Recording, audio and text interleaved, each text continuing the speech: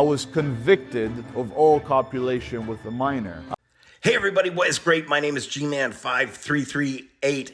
I am your streetwise professor. I'm also a retired police forensic interviewer and qualified in statement analysis. And I plan on using all of those skills, that training, that knowledge, that experience that I have in dealing with predators and perpetrators from having been a detective in major crimes. I'm going to show what a manipulator, what a narcissist, what a pathological liar, what a manipulator and predator Ben Azoulay actually is.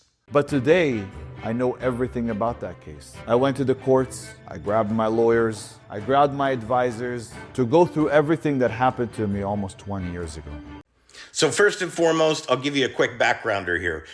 Ben Azoulay, whatever his name is there, is one of these fake alpha males, the ones out there trying to sell these stupid how to make your life work things and be an alpha male to insecure dudes, all right? He's just an absolute dirtbag, and he is convicted of sexually assaulting an intoxicated 15-year-old minor.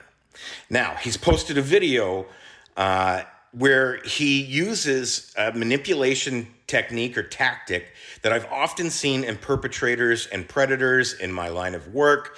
And I gotta tell you, his example from his truth video is textbook Darvo.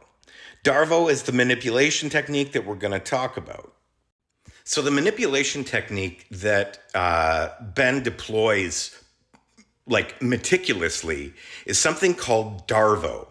And perpetrators, predators use this when they want to switch responsibility from themselves to somebody else. And Darvo actually stands for something. It stands for deny, which is deny the allegations, attack, and reverse victim and offender roles. So they'll deny that it happened, they'll attack the victims and anybody supporting the victims, and then they'll reverse the roles of victim and offender so that they come out looking like the actual victim in this, and the actual victim appears as the offender.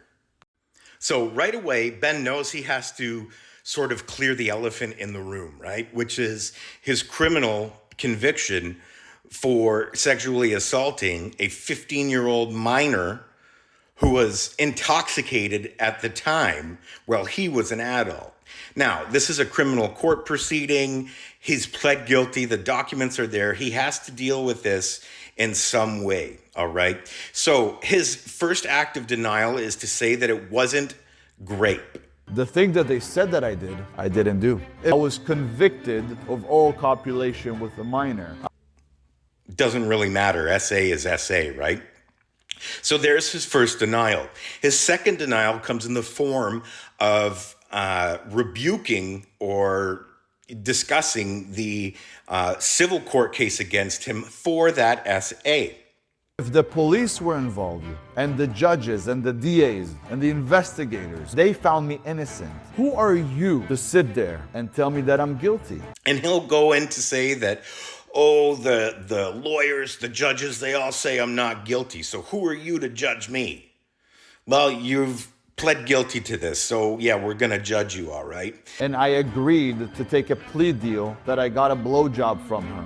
Now, what you notice here too is that he is using the trustworthiness, he's using the knowledge associated to judges, to detectives, to police, to DAs, that kind of stuff, to sort of bolster what he's talking about, to bolster his bullshit. This is another thing that pathological liars do, that predators and perpetrators do as part of their ruse. But if you will read the whole 2,000 pages, you'll see that there is different testimonials there. And now for the attack portion of Darvo. He goes straight for the victim. He goes straight for the victim's parents. He insinuates public officials in wrongdoing against him. He's saying that he's being sought after because when he was 17, he beat up his girlfriend. So he confesses to beating up a past partner Well, he's admitted to SAing a minor, and yet it's everybody else's problem. All of that came from her parents because they were after the money. And now, from past experience, I can tell you that when these perpetrators, when these predators, are claiming that everything around them smells like shit, they'll never look at the bottom of their own shoe. And again, he's a prime example of that. Although they agreed in the criminal case to leave us alone after they got the restitution, $13,000, they still went and sued the insurance. They were so money hungry, it is unbelievable. So the testimonial that you guys see there is not from H. It's from her father. From the bottom of my heart, as much as I'm fucking pissed off at this fucking family, I feel bad for H. H had a very fucked up childhood with some fucked up parents. So now in the reverse victim offender phase of Darvo, Ben here goes straight for the throat. He blames the parents. He attacks the victim, blames the victim, tries to make it seem like he is the victim, when we all know he's not. He's already admitted to SAing this victim at the beginning of the video. So all his denials, all his attacks, all his reversals here to try and come out as the victim simply do not compute. It doesn't work. Now, in one last sordid effort to try and come off as believable and to flip the roles on the victim, he offers the victim a chance to apologize to him. And H, if you're watching this, I would love for you to apologize to me and to my brother, because you know nothing ever happened to you.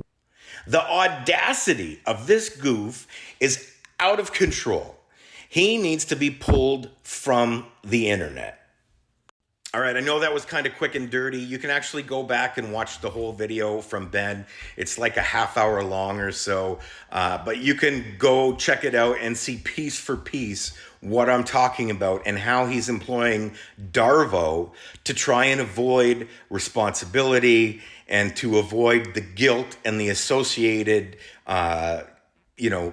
consequences that come from that. Dude is absolutely disgusting.